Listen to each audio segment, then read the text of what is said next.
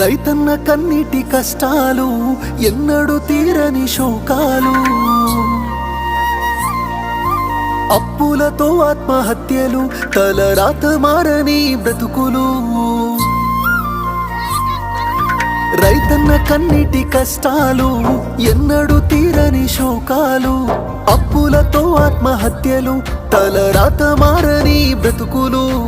నష్టాన్ని కష్టాన్ని భరించి రైతన్న, అవమానమాకలి ఎదిరించి రైతన్న మన కోసమే కష్టపడతాడు, మన కడుపులని నింపుతాడు.